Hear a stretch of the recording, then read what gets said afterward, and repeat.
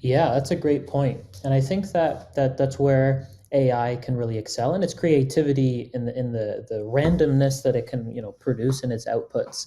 It really um, can build on what student interests are, what exactly their goals and passions are, right? Allowing, and that's kind of I think where AI comes in, kind of after the lesson, after the active learning component that's happening in the classroom. Creativity can really come after school hours with AI. Yeah, completely agree with that. Implementing that into a system that we've built here with secondary AI is exactly what we want, is to um, provide everything in one spot so that it's just, I know that I can click a few things, type a few things in, and I've got, a lesson plan or a whole bundle of things. So many political discussions around teaching and education, so many, technological discussions as well, and making sure that they are at the center of what I'm building here was without a doubt the guiding principle there. Because you set it up the way that you intend for them to learn from it. You're not just telling them, oh, just go to ChatGPT and ask ChatGPT this. You've set it up exactly the way you want it based on your expertise. And then create the learning activities as well through AI, through a platform, let's say like secondary AI. Okay, Adam Palczewski, if I got it right after a couple of tries. Yes, you got it right. Yeah. Welcome to the AI in Education podcast. Thank you for taking the time, to speak to me, to making the time available, to respond to my invite. I really appreciate it. So I think we're going to have a very nice discussion, about AI in education. I read a little bit about what you do, secondary AI. Is that your company? Yes, that's the company I'm currently building. Yep. Okay, so please tell us a bit more about that. What exactly do you do? I believe you are in education, which is obviously important Mhm. for this discussion. So you do have exposure to educators. There are a couple of things that I want to address as the conversation carries on, but feel free to tell us a bit more about what it is that you do. Yeah, so I'm kind of working in two spots right now. So while I'm working on secondary AI, I'm working at a polytechnic post-secondary institution in Ontario, Canada, specifically in Toronto. So I work as a faculty support person. So I'm helping a lot with ed tech adoption, using LMS platforms, kind of very heavily in that tech space. And so obviously when AI really started making waves at the end of 2022, beginning of 2023, that's actually when I started in this position. And so a lot of my work has been focused on helping with that implementation of AI in the classroom. Right, so many different tools have those different AI features. So helping, hosting workshops, doing one-on-one sessions, helping with different support tickets and things like that to help faculty apply AI or work with AI in their classes and in their teaching. And so that's kind of where secondary AI comes in here. Um, from that experience working directly with instructors, working with teachers, realizing what they need in their classrooms, the kind of the struggles that they're facing is kind of where that all came to be. When you say LMS, I Mm-hmm. am very familiar with Moodle. I've got my own Moodle because I've been involved in e-learning or edtech really since 2004. So it's been a Right. long journey for me, and I've been exposed to Moodle around 2016, I think, and it's been an integral part of my business, my tutoring company, ever since. And I believe Mm-hmm. Moodle is probably one of the best things since sliced bread. It's just You're so right. Yeah. brilliant. So are you familiar with Moodle? Do you use Moodle as well? Yeah.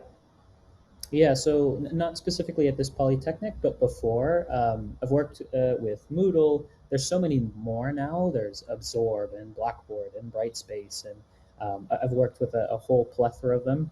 But I do really like the fact that Moodle is very open source. It's very customizable, so it can be as simple as complex as you want. So I do appreciate that for those environments that you might need something quick, or you might want to kind of customize it the way you want to.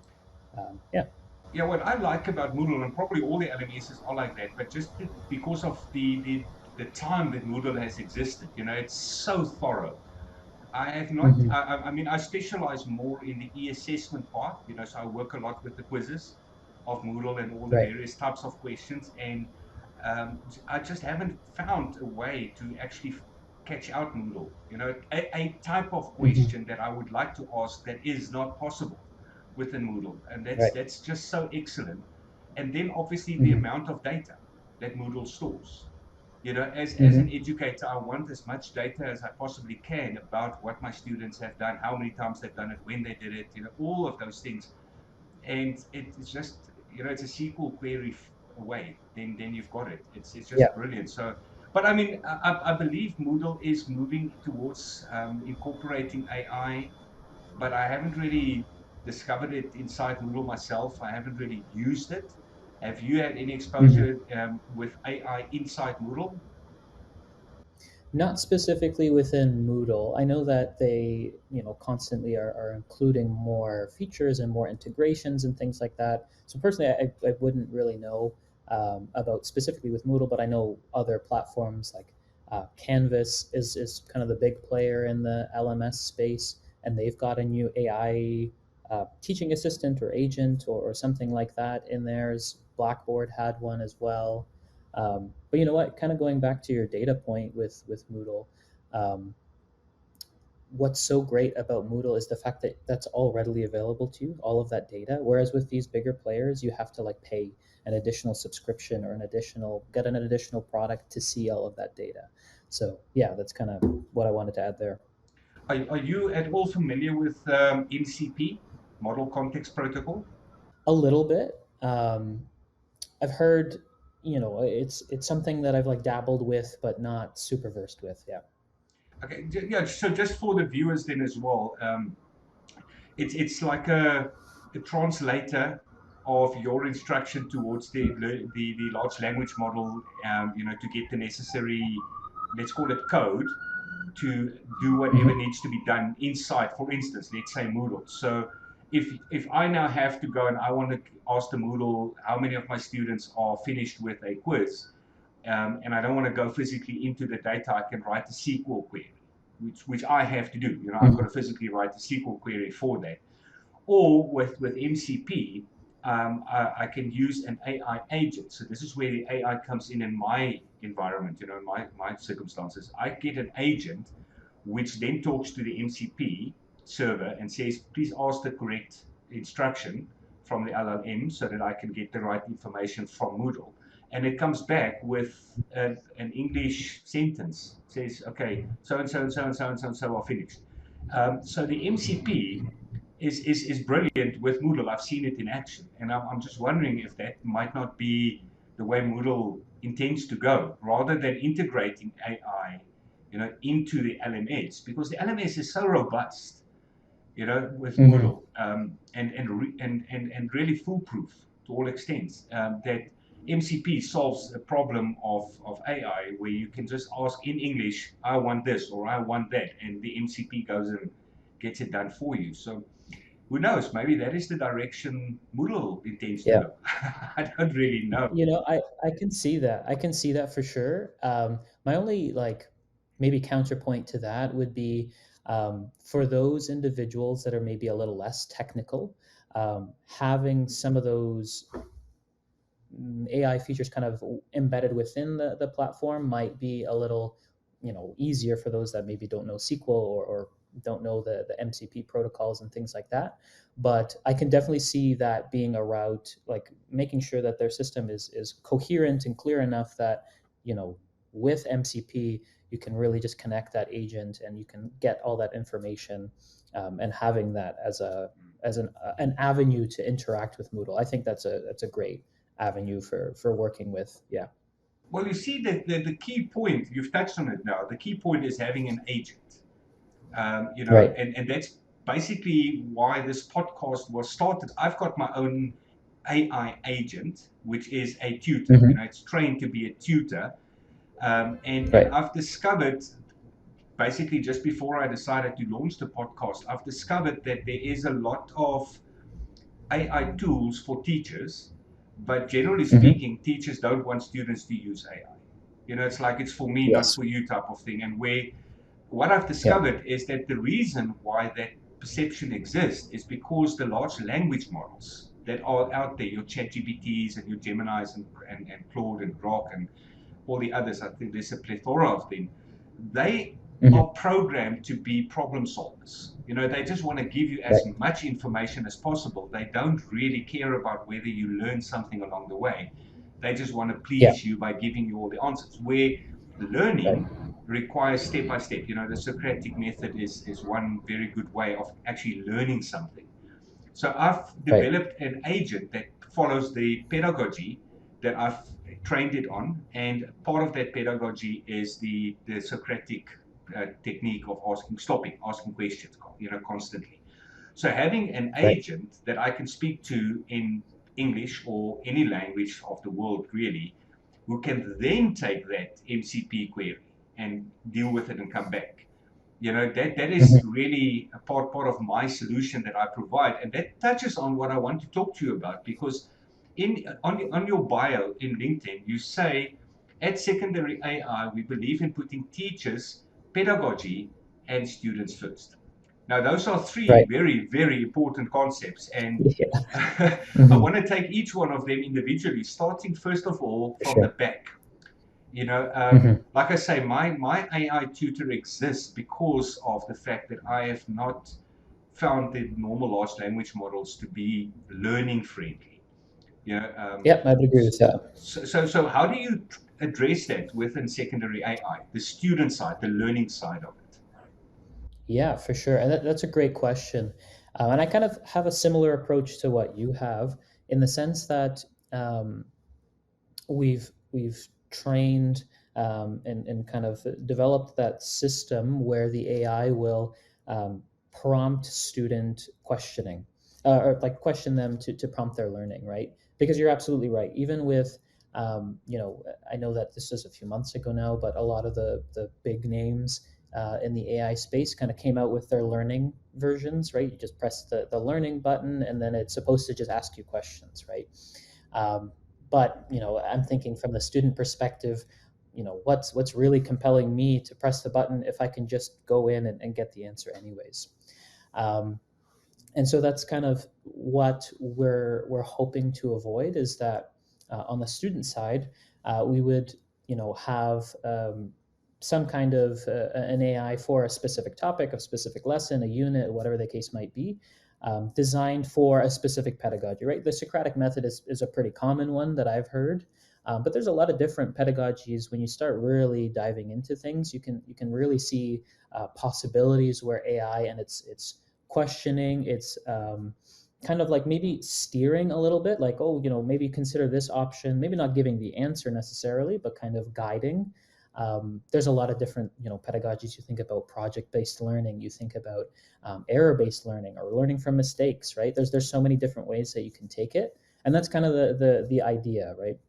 Within secondary AI, the teacher kind of sets up a chatbot, let's say. I can put in my lesson information. Um, I can choose the specific pedagogy that I want to be using, and then share that with students. I've used it personally for in different classrooms where they've learned about photosynthesis, for example. And so now it's a role play chatbot. You are going to be an oxygen molecule. And so now you're going to go through the plant, experience photosynthesis from the perspective of an oxygen molecule, right? So there's a lot of different ways to go about it without AI just giving answers, right? And I completely agree. That's kind of the tricky part that kind of needs to be broken down. Is there are ways for AI to be helpful with the right setup. Yeah, you know what, to add to that, like you say, what will compel a student to actually take the hard route, to press the learning button, and go through that? It needs to first of all be interesting. If it's not Yeah, interesting, it's not going to help. right. I'm setting my subject of choice, that I basically developed this AI tutor around is mathematics. And if you don't like mathematics, you're not going to find it interesting at the best of times. So, Yeah, I get so that. you're not really going to find a student looking forward to going through a rigorous process of learning mathematics, except if you can find some kind of other motivation. And I had a discussion earlier today with an educator about this exact same point. So I would like to hear what you think, because this touches really on the fast changing world that we have. Currently we're sitting in a world that is changing so fast. Like you say, 2022, I mean, it was just the other day. It is just strange to think about how fast the world around us is changing. And if you are in school and you still got another 6, 7, 8 years to go before you finish, a couple of years ago, your path after school would pretty much be planned out. You'd know that I'm going to take these subjects and I'm going to do this and I'm going to specialize in that and this is my career choice. But right now, if you've got 5, 6, 7 years to go in school and you're sitting there and you don't really know what the world is going to look like 6, 7 years from now, and nobody knows really. Nobody could have. I mean, we had the example in the conversation this afternoon about COVID. During the lockdown period, we thought that was bad. But if you look at the world right now, we've got no idea what next month is going to bring, let alone 5 years from now. So, how do we get the motivation to kids? I'm not sure if you're dealing with school children as your primary student base, or tertiary students. What is the age group of your typical target base? Yeah, well, with my work with the Polytechnic institution, I'm generally working mostly with faculty, and they're typically working with adult students, mature students that are like 18 plus, let's say. However, the platform Secondary AI has been like a collaboration and working with educators across, elementary, high school, as well as post secondary. So it kind of, I would like to say that that kind of spans across the board. But you know, to your point about how things are going to be looking so different in 5, 7, 10 years from now. I'm not sure if you read, there was a pretty popular post that came out earlier last month from Matt Schumer. And so it was a post about, it was titled "Something Big is Happening." And so he's specifically in the tech world, looking at how the capabilities of AI have influenced software development, how they've influenced the day-to-day life of coding workers, right? Programming and whatever, and how most of his day now is editing and looking over AI code because it's faster to edit that code than to produce that code yourself. And I think that's kind of a place where education could go. I see that. I think, like, to a certain extent, of course, we still need to know those basics and understand how to do those tasks because we've seen multiple times where there's an outage with Claude or something has happened or Cloudflare is down, and so there's a bunch of websites down. So we obviously need to have those skills to work without these tools.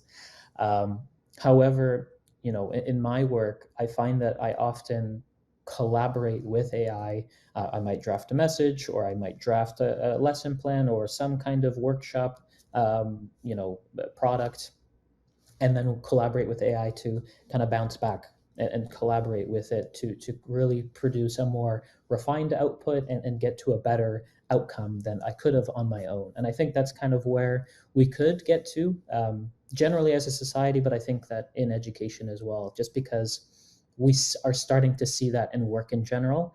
And one of the goals of education is to help students prepare for that inevitable future of the workforce. So it's kind of a thing that we need to help students prepare for as well. Yeah, but unfortunately, from where I'm sitting, the Yeah. education system pivots way too slow to prepare the kids for this unknown future, because it's just Mhm. changing right under our noses. So I've got this opinion, and I would love to hear what you think about it. Mhm. Is that and I'm going to interrupt myself just slightly, because part of the discussions I've had on this podcast so far have centered around one very important point that seems to just come up every single time, and that is the humanity, the human factor. And that's why I believe teachers will never be replaced by AI, because there needs to be a human factor. Now, Matt Schumer that you referenced, he's a human that edits the code. So the AI makes him more effective, but he's still the final, he has the final say. And the same goes for just about every job that is so-called threatened by AI. It's just that I don't believe it's possible to do like it was 10, 15 years ago, to say, for instance, I'm going to study computer science at university after school, because you're not going to get a job really anymore if you have a degree in computer science. The same goes for accounting. I'm going to get a Bachelor of Commerce because I'm going to become an accountant or a chartered accountant or something, in that direction. There just doesn't seem to be career opportunities anymore, because AI can do the work of 10 people. You need one person just for the oversight. So I'm wondering, and this is what I'm picking your brains on, whether we should not spend more time on training entrepreneurs than career people, career seekers, people who want to go and work for somebody else, but rather say, let me develop whatever my interests are, whatever my capabilities are with AI. Let me become a better botanist. Let me become a better archaeologist, whatever the case might be. But I'm going to figure out a way with AI while I'm still in school to make a career out of that for myself. What do you think of that career advice, if I can suddenly put myself into that Yeah. position of advising kids on where to think? Yeah, and I guess to a certain extent that is, what I'm doing with secondary AI, right?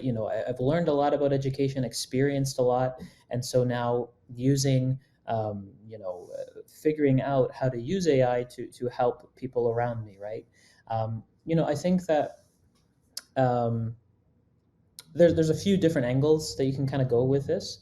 One thing that's coming to mind is I really like that like framing. Um, Particularly because it recreates what I found as personally as a student really challenging in the university setting. So much of our assignments and so much of our work is just okay, come in, listen to the lecture, produce some kind of essay that I will never look at again and probably delete after the course is done. If we reframe those courses or generally like programs overall to still give the student that base level knowledge that they need, let's say botany or accounting or whatever the case might be, help them understand the basics, but also have more of that application focused, right? Because that's where I think that entrepreneurial element comes in. Is okay, great. I now have this knowledge. Where am I going to go with this? So I think that that's kind of where that entrepreneurial mindset comes in. It can really help in the classroom. That might look like project based learning. That might look like a lot more. Course-wide assessments, right? So you're kind of starting in the beginning with like rough drafts, and then over time you're working with peers to edit assignments and to create this final product that, even if it's not necessarily something that you will go and create a business out of, you've created, at the end of your degree, you've created this portfolio of useful tools or useful frameworks or ideas that you could bring to a future employer or just go and build yourself. So I think that that's a great idea, and I'm upset that I didn't think of it sooner. Well, it has come up in the conversation, so I'm not going to take credit for Right. that. But Yeah. it boils down to, what tools do we give the kids? And um, we need to give them some kind of an ownership of their future, I believe. Because if you tell a student you need to learn something and it implies the hard way, I mean, learning by its very nature isn't easy. It is painful. You have to go through a process of memorization, understanding, questioning, etc. It is a difficult process to learn anything. And to get a child that is part of the, let's say, the Gen Z generation, which is just everything is a press of a button away, to now understand that, some things take time. You have to spend, and you have to develop the discipline to spend time to learn something the long and the hard way is not as easy as it may sound. Because the human nature is to go the easy way out. And if you're an adult and you know what you do in terms of your life plan and so forth, yes, maybe you can take the easy way out and use ChatGPT. But if you're a student and you need to learn history or you need to learn physics, for instance, there is no, you can't use ChatGPT. I mean, you can, obviously, they do. Let's be honest, they do. But we don't need to try and convince them that they shouldn't. They should actually take the long way around. And that is where AI agents, in my opinion, which you obviously understand very well, that's where the AI agent comes in, because the normal large language model wouldn't do that. I mean, you have to literally prompt it 14 times to slow down. If you want it to slow down, don't go so fast. I've just asked you, don't go so fast. Yeah, sorry, I apologize. It's so easy to apologize. Right. But the agent that is trained to stick to a pedagogy will do it, because that's part of its training. That's the guardrails. And if we can get the students to understand the learning process is actually easier if you are taking step by step than trying to decipher 2 pages of answers, yes, maybe we can convince them to take the long route. But I'm also wondering if we shouldn't focus a little bit more on the fact that, listen, guys and girls, the hard truth is the world is going to look very different when you finish school. Make peace with that. You're not going to change that by throwing your toys out of the cot. It is going to be hard after school. You have to take ownership of your future now. And what do you need to do as a school child now in 2026 to future-proof yourself? You can't really focus on skills or knowledge, because AI is going to be more clever than you are, no matter how hard you learn. It's always going to be more clever. It's always going to have more of the answers. So what has come out in these conversations is that we need to focus on the humanity, the human in the loop. Because there are certain things that AI cannot and will not be able to replace. And focus on that. And one of those things in the educational context as a teacher, and that's why I want to come back to the teacher side of secondary AI later, is the fact that a teacher can be nurturing. The teacher can have empathy. A teacher can look at a student and say, okay, I see you're taking chances now, where AI can never have that human touch. But in the context of entrepreneurship, let's think broadly, networking skills. I mean, you and I networked over LinkedIn. This conversation would not have happened if AI had to be either me or you. It wouldn't have happened. So as humans, we connect and we network and we socialize and we bring a certain level of humanity to the conversation, and then we can take AI further. We can say, okay, let's collaborate, let's do this. We can make a business out of it if there is synergy.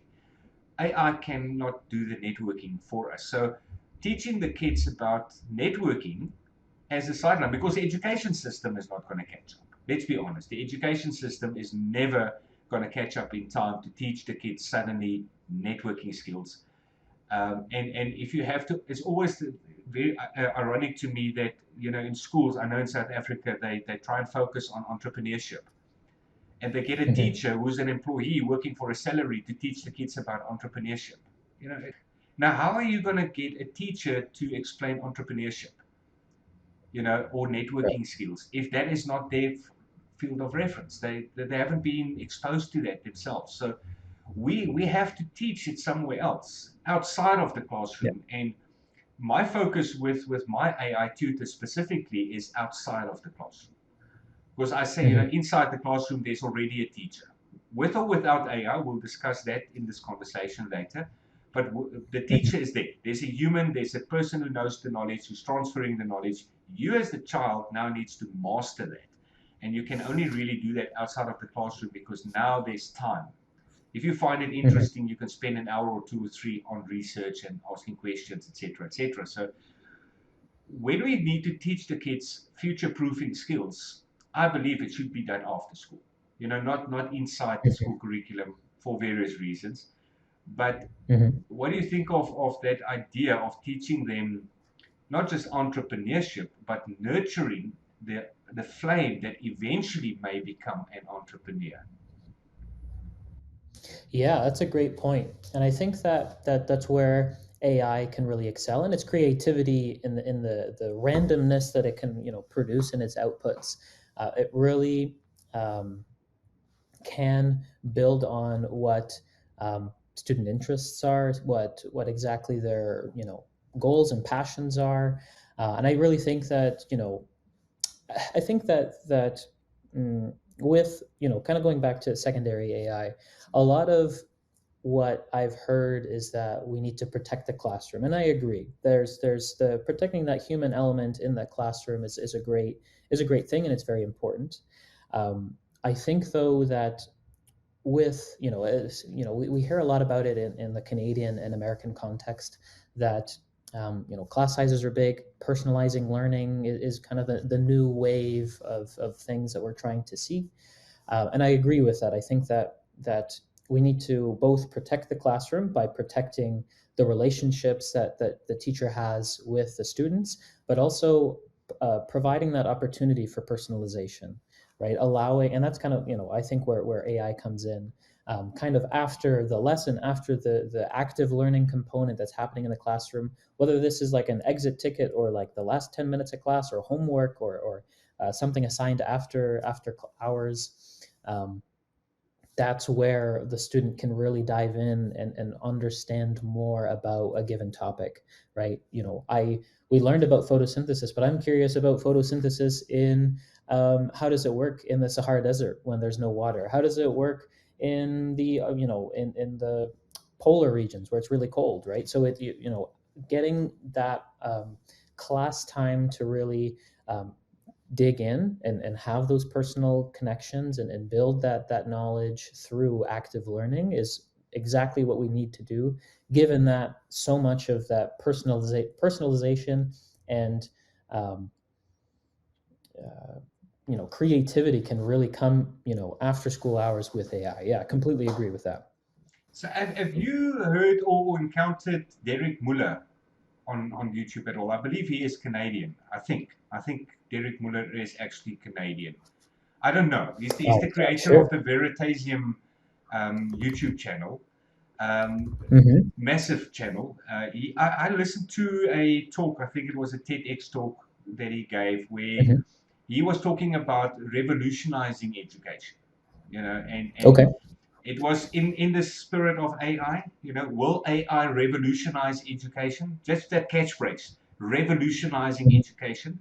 And he went back to Thomas Edison, where Right. Thomas Edison created the phonograph, and then he said, this is going to revolutionize education because we can record the Mhm. teacher, and play it back, make records, and hand it out to all the students. Mhm. He did it, as we know. Yeah. Then the Yeah. radio came, and then in the 80s, there were these cassette tapes, that came with a Mhm. booklet. So you would put the cassette tape in a tape deck, and then you'd read through the book and do the questions. And then came the computer programs, and then came the internet. And every time it was promised, this is going to revolutionize education. And it never did, Mhm. as we know. Right. And now people say, but AI is going to revolutionize education. And his talk was basically zooming in on that point. And he said, don't think so. Because let's dissect why didn't it happen in the past with all the great technologies? And the one thing that that always stands out is the human teacher and the peer Mhm. collaboration. I mean, you mentioned it earlier as well, the peer collaboration on projects and so forth. Just that humanity of the learning Mhm. process cannot be outsourced to any type of technology. So I totally agree with you that the learning side must happen after school, but I want to focus a little bit more on what happens inside classrooms. And Mhm. I'm not sure, in the Canadian context, American context, if it's similar to what South Africa has. But in South Africa, we also have a classroom size problem. It's just the Mhm. ratio of teacher to learners is just too much. It's way too much. And there doesn't seem to be light at the end of the tunnel for that. Classrooms Mhm. are just too big. And the reality, as I always explain it to parents, my own students, is that they have to understand if a period, I'm not sure what the duration is of a typical period in your country, but in South Africa, it's between 30 and 45 minutes per period. Okay.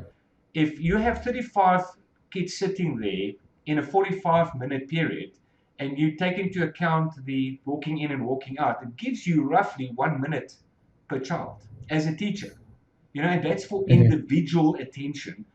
Then you haven't done any teaching yet. You've just basically spent quality time with every one of those children. 1 minute.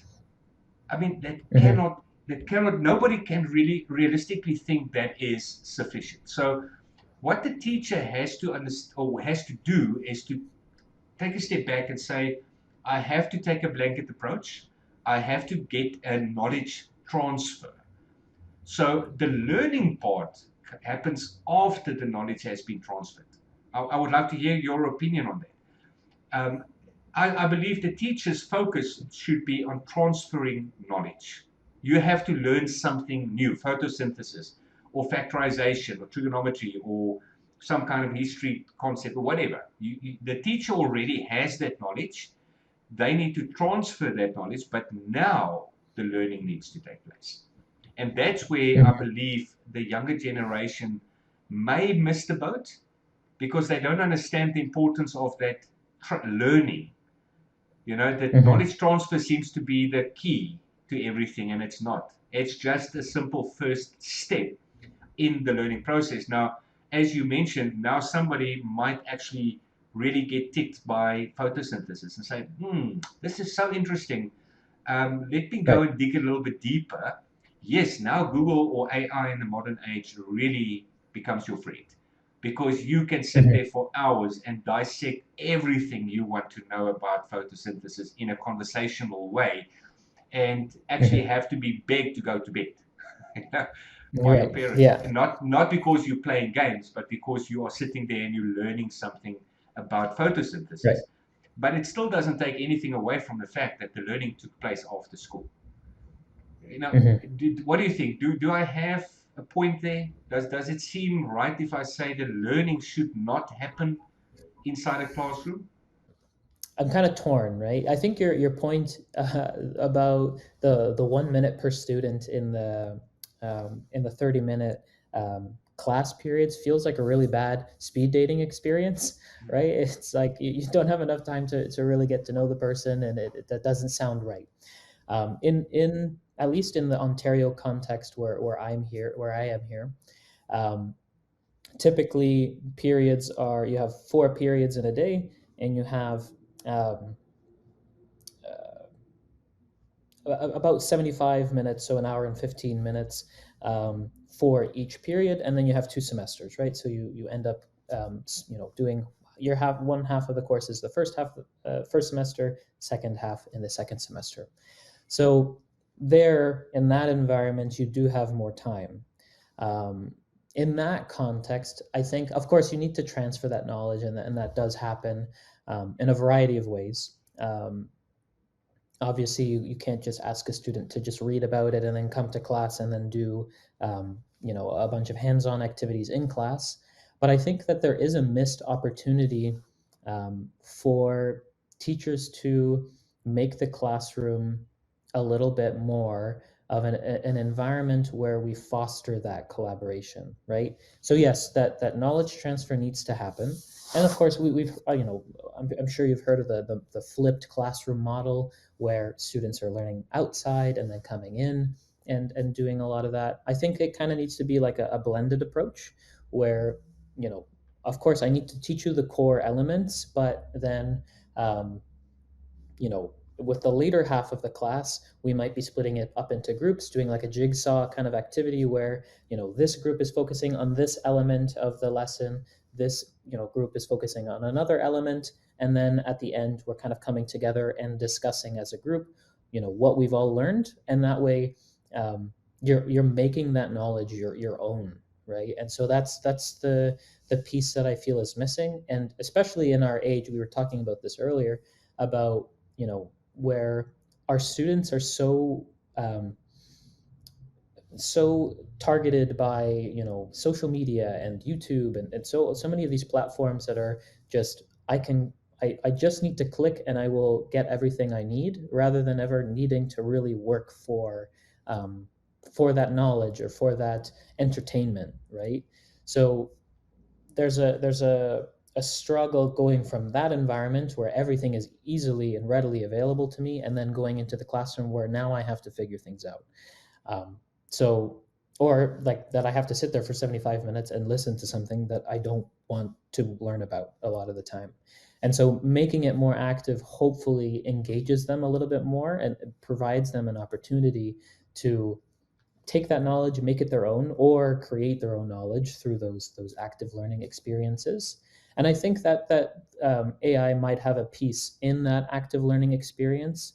Um, it can be in the classroom after that knowledge transfer. It could be after, like we've been talking about. I think it really depends. Like if in the context of South Africa the periods are only about 30 to 45 minutes, then that becomes very tight. However, if I'm looking at the Ontario context, I can see that working a little differently. When you have 75 minutes, you have a little bit more flexibility to maybe change some things around and be a little bit more flexible with your time. So obviously, we obviously have to work in those constraints, but it's important to try to recognize that students need to have a part in that education to find the benefit in it. If they're just going to get knowledge and say, well, I don't know what the point of all this is, but if they have the opportunity to really sit in it and um, make it their own and apply it to their own context, circumstances, and actively build that knowledge, that's where we'll see a lot of that change in education, I think. Well, I don't know if you realized as you were talking, Mm-hmm. you touched on the human side of it again. The students Yes. talking and Yeah. collaborating. And I mean, it just comes back to this point over and over and over again in my conversations that the human side cannot be replaced. And it actually becomes Yeah. more crucial than ever before because if we think about the traditional schooling method, we refer to it as the Victorian model. Two, three Mm-hmm. hundred years ago, kids were, with schools, modern schools as we know it, were first implemented. It was designed for factory workers. You have to Yes. get compliant people who don't ask questions, who just sit there and follow orders. And if the bell rings, you do this. And if the bell rings, you do that. You go home, you take lunch. That's what schools have been breeding for two, three Mm-hmm. hundred years. That type of mindset. Now suddenly we're saying, let's let's let's get them to talk. But the curriculums, Mm-hmm.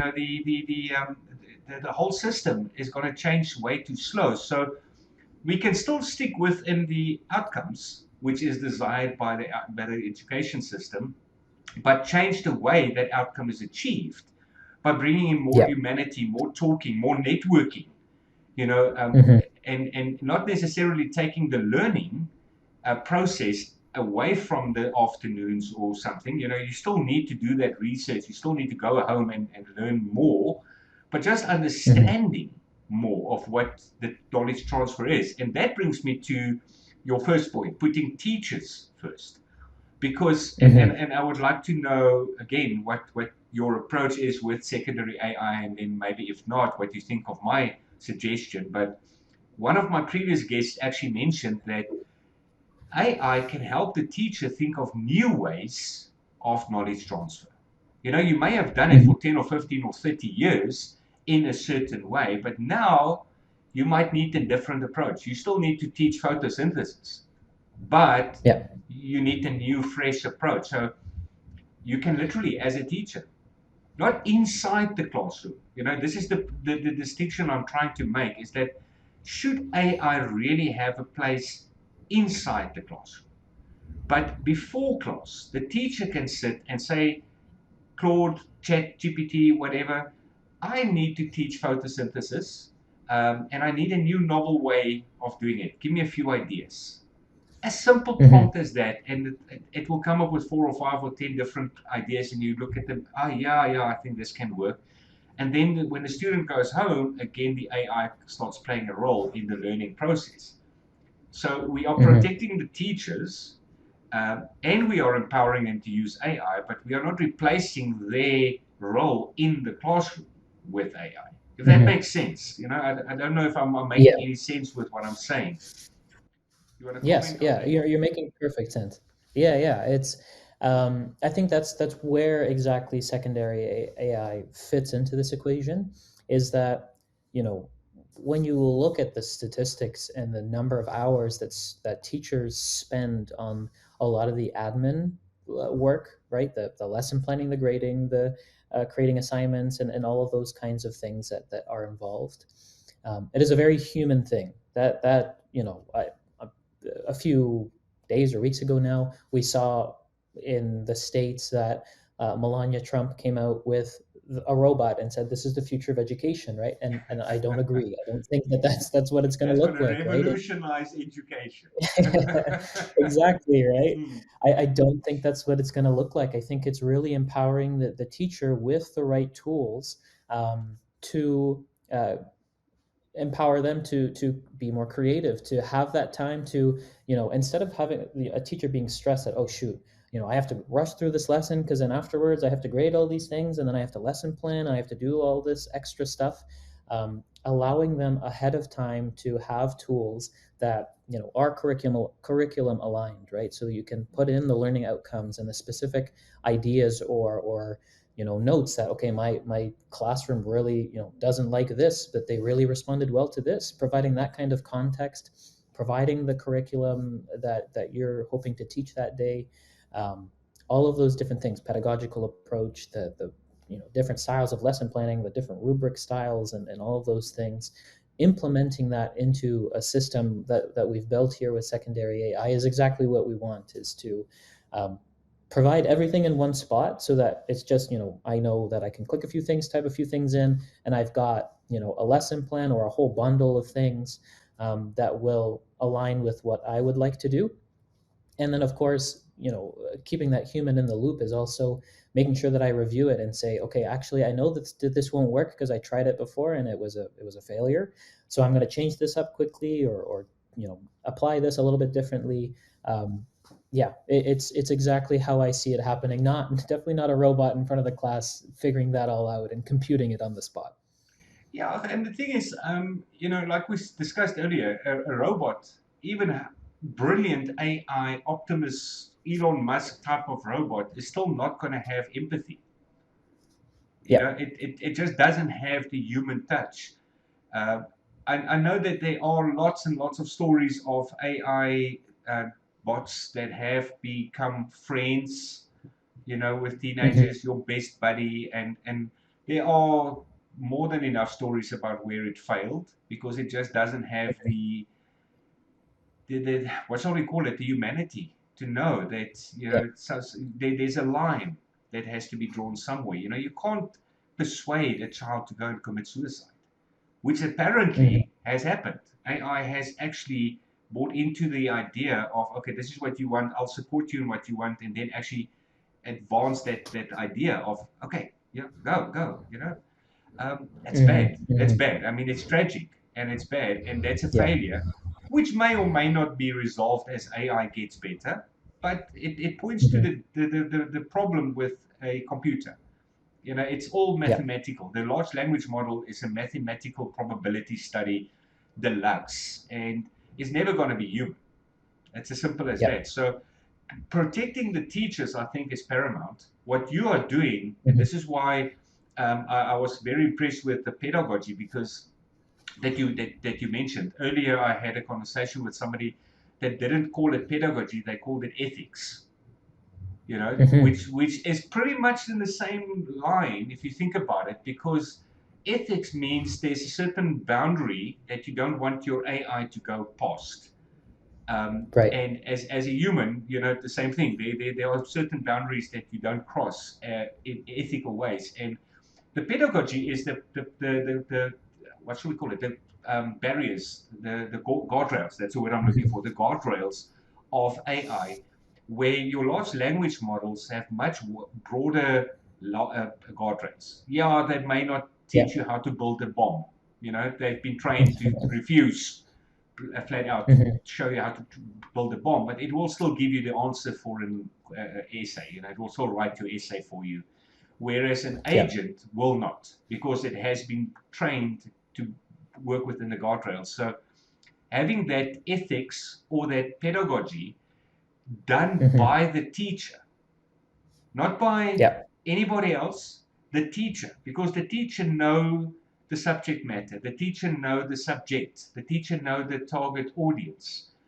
To get that Mhm. person involved, so that's why I was very impressed by you putting all three of them there. Not just teachers and Yeah. students, but putting pedagogy right in the middle, because it needs to be there as part of this whole Yeah. discussion of AI as a learning tool, whether it happens in class or whether it happens after school. Pedagogy and ethics need to go hand in hand with the teacher. So well done with what you are achieving there, with Thank secondary you. AI by pulling in the teachers as a fundamental part of that solution. They don't feel Mhm. excluded. Because I remember a Yeah. couple of years ago, I mean, we were talking about Moodle earlier. I remember many years ago when the internet became more mainstay, and smartphones and so forth. Teachers were expected to suddenly become computer literate. Well, not really computer literate, Mhm. computer technicians, really. They were Mhm. suddenly expected to know technology in order to do Mhm. edtech in class. And that created a lot of resistance, because I trained to be a geography teacher, for instance. I trained to be an English teacher. Why do you want to turn me into a Mhm. computer specialist? So the Right. resistance was there against the technology, whether it was Moodle, whether it's smart boards, whether it's the e-boards or whatever type of technology that was forced on the teachers in order to comply and in order to become more fourth industrial revolution. The teachers kicked against that because they had to learn new skills. Whereas with AI, we don't have to teach them any new skills. Number one, we just say to them, speak in English, like you would normally do Mhm. to anybody else. So just speak in English. You don't have to know anything more than conversational style. And second of all, don't run away. We need you. I mean, whenever Mhm. has that been said to teachers? We need you. Yeah. You won't be replaced. If you leave, this whole thing falls flat, because you are the central first chain in this Yeah. process. So, and it sounds like with secondary AI, you've already recognized that, and you are addressing that as far as the teachers are concerned. So I want to commend you on that. That's really excellent. Yeah, I appreciate that, and that's something that it comes from. Um, at the end of the day, it comes out of respect for the work that they do every day, right? It's I've been working with faculty at the post-secondary level for a very long time, but I've known a lot of teachers as well for all of my life, and I know the toll that you know so many political discussions around teaching and education, so many technological discussions as well, and making sure that they are at the center of what I'm building here was without a doubt the guiding principle there. So yeah, it's almost not something that I even think about that much. It's just it felt like second nature. Well, still, I mean, congratulations on not I appreciate it. taking the Yeah. the normal route of telling teachers you will this and you will that, or even Yeah. worse, Yeah. AI is coming for your job. That's the the Yeah. the, the preferred scare tactic these days. Is to tell Yeah. people AI is coming for your job. You better seal Hmm. up or comply Right. or whatever threat they use, because AI Yeah. is coming for you. And I mean, sure, there Hmm. are truth in that, I guess. I think in the States Hmm. specifically, don't know in Canada, but in Silicon Valley, it seems like there's really a lot of layoffs, Yeah. because of AI.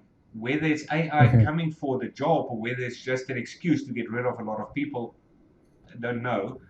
But it's blamed Yeah. on AI, and AI is getting Yeah. the reputation as coming for you. But ultimately, AI can just do certain things faster and better, like a computer has Mhm. been doing for the last couple of decades. Yeah. Computers have automated certain things that used to take a human couple of days, now can be done. Like, for instance, just take an Excel spreadsheet. Just to, Hmm. to, to add 1,000 rows of numbers can be done in seconds. You try and do that by hand or mentally, it's not going to be done as fast. So the computer can do certain things faster and more reliable without making mistakes. And we've had that for decades. So AI brings a little bit extra nuance to that because now there's reasoning involved. It's not just cold and clinical code. There's context. It can do customer service to a certain extent. It can interact. It can have a discussion. It can have a conversation. But still, it's not just a computer. Yeah. It's just a code. I would add, I would add at this point, I mean, I'm not sure if this is the case for you, but a lot of the time when I'm on the phone, I'm on a calling the bank or calling my insurance company or whatever, and you get the AI that's, oh, just tell me and I'll find an answer.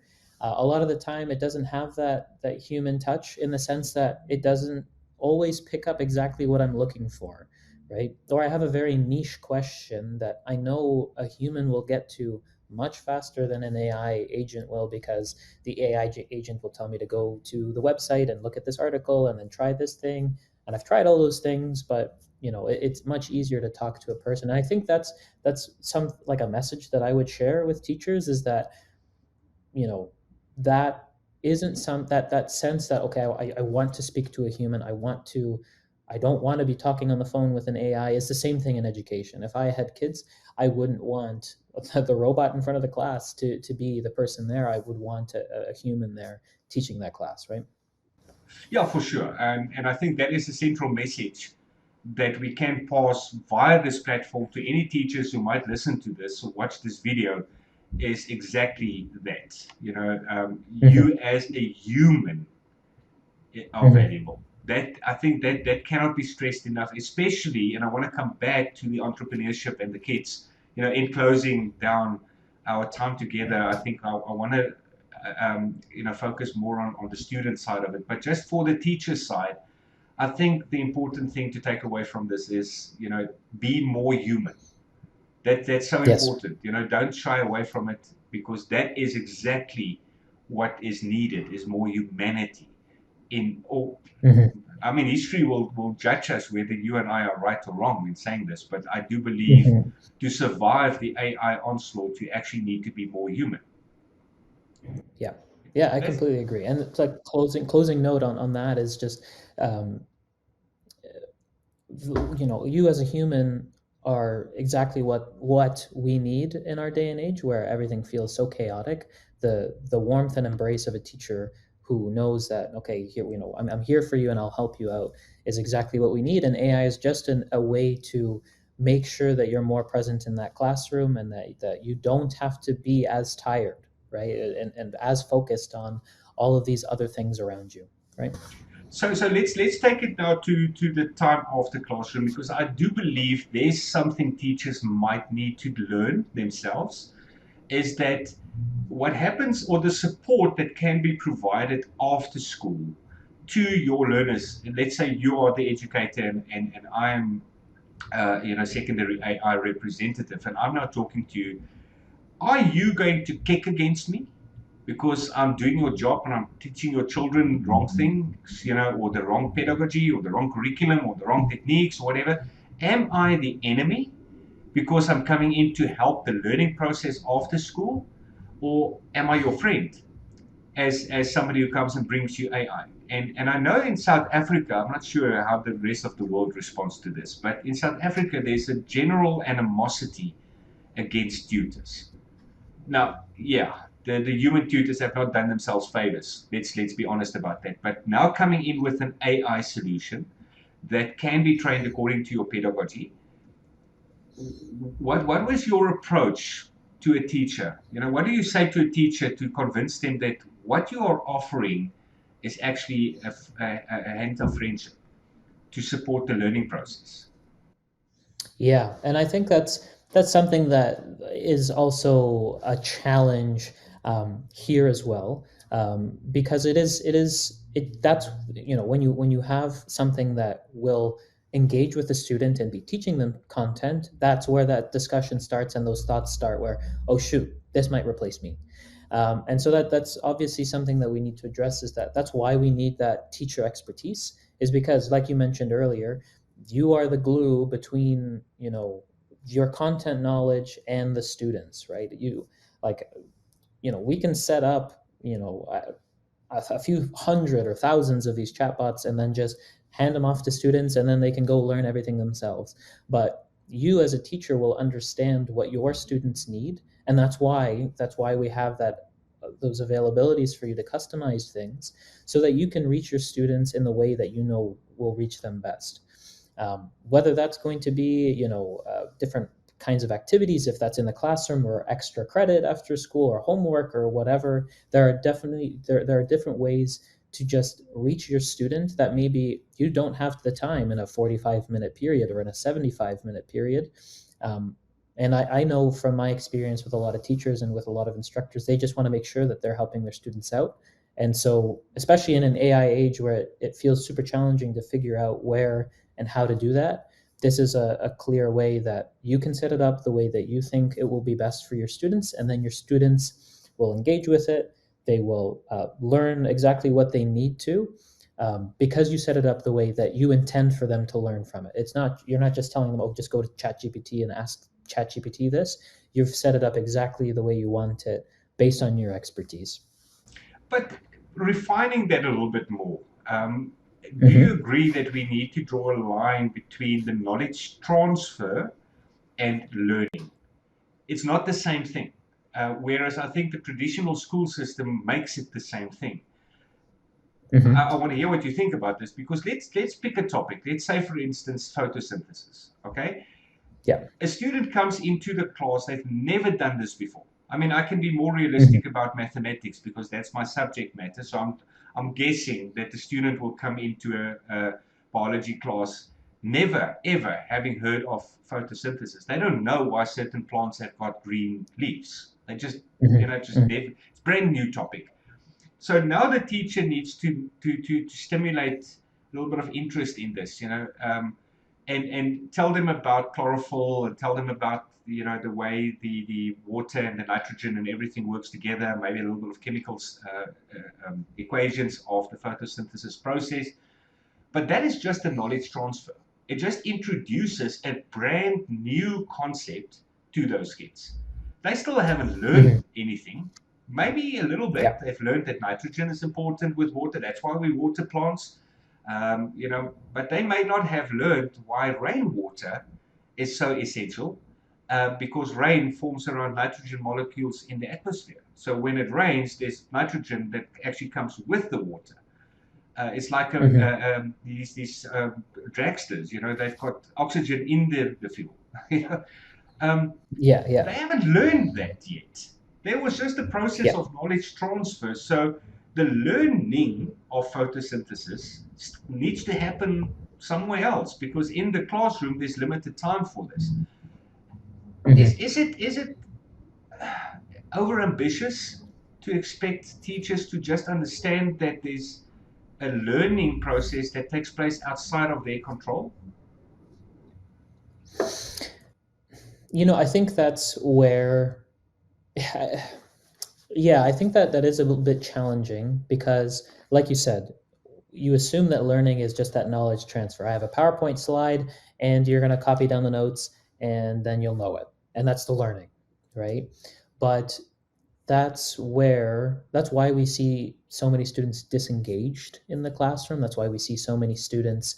I remember being in some classrooms and seeing the level of absenteeism in some classes is shocking to me, right? It's not something that you want to see or want to hear about, but it happens, and it's not to the fault of any particular teacher. It's just I would say it's a systemic kind of failure, in the sense that we don't allow our teachers to actually, work on those skills, to develop that yes, knowledge transfer, but then also, facilitating that learning process through active strategies, hands-on learning, collaboration, whatever that is.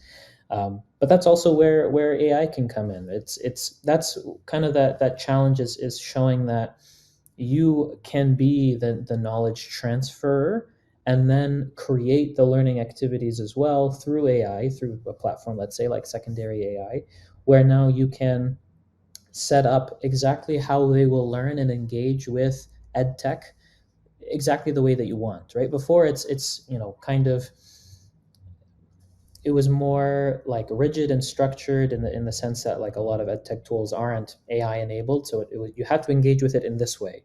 Whereas here you have a lot of freedom in the way that you learn and the directions that you learn, and that's okay. It's not necessarily out of your control.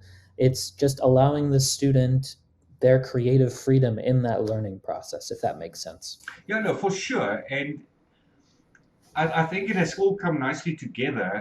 If we can summarize it correctly, because it's complex. It's not as Yes. easy as just one, two, three. Um, Mm-hmm. but if we agree that the learning process is only started in the class, what is important Mm-hmm. in the classroom is the knowledge transfer, the stimulation of interest, lighting a little flame. But then the learning needs to take place outside of the classroom for one reason only: time.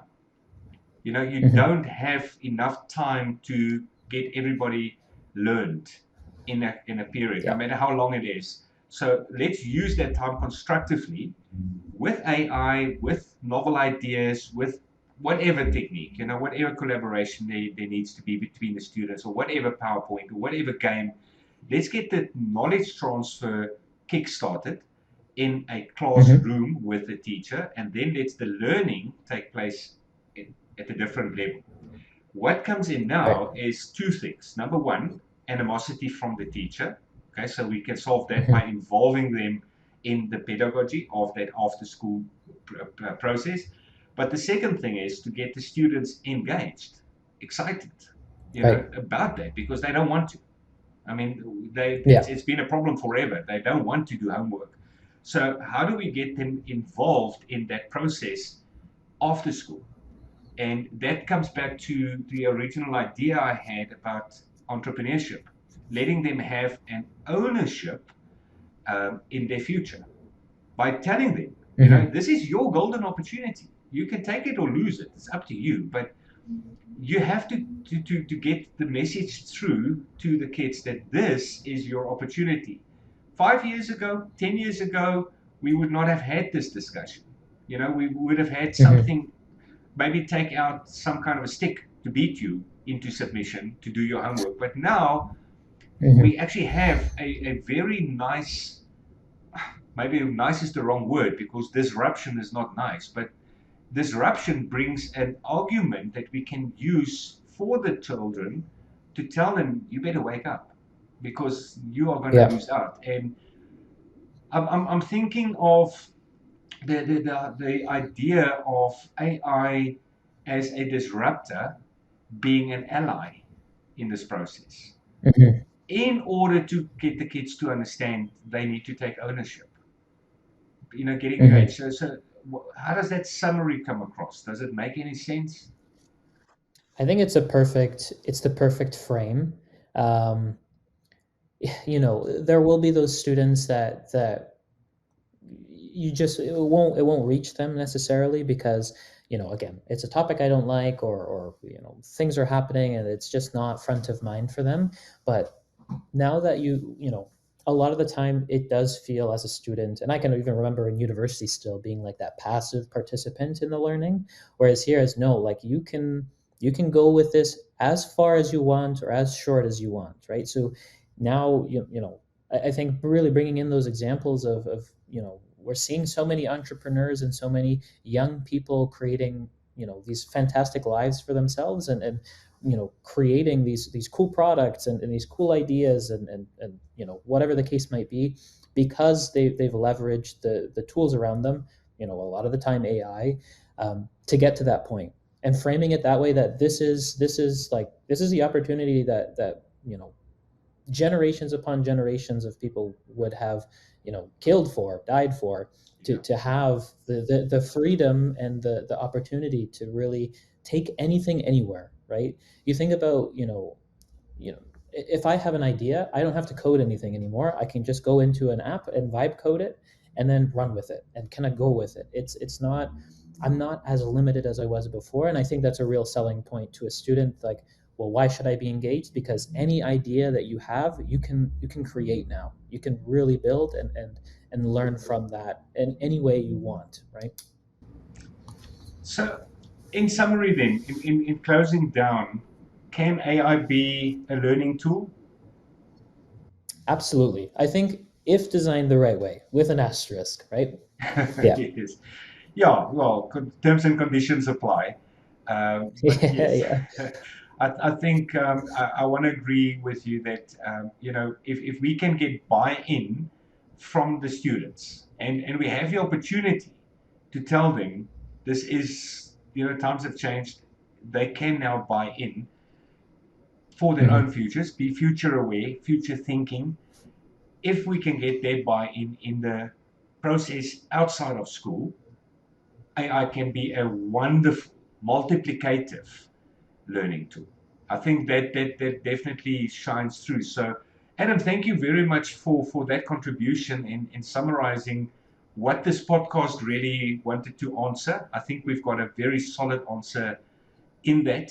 I want to add just a little bit from a previous discussion I had with a teacher who deals a lot with school kids, and she Hmm. had them come, have webinars type of discussions where they debate whatever they feel like. That was just a Mm. brief. Guys and girls, we'll get together every Saturday morning and we'll just talk about whatever you want to talk about. And that has now Hmm. grown into their own podcast. They are launching Very coming cool. Saturday their own podcast because they found something that they can actually talk about. And they believe that there will be an audience that will be interested in listening to what they're saying. And who knows, maybe they become the next Mr. Beast, you know, having Yeah. getting an income just from podcasting. So on that, as you just rightly said, the opportunities of what you can build, what you can expand on. You don't know what's going to come out from a conversation.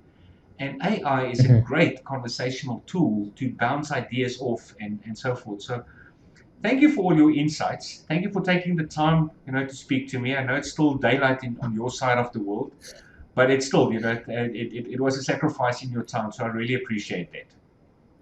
Yeah, and thank you so much for having me here and for inviting me and for being such a great host. I really appreciate it. It felt So like such an awesome natural conversation. So I really appreciate it.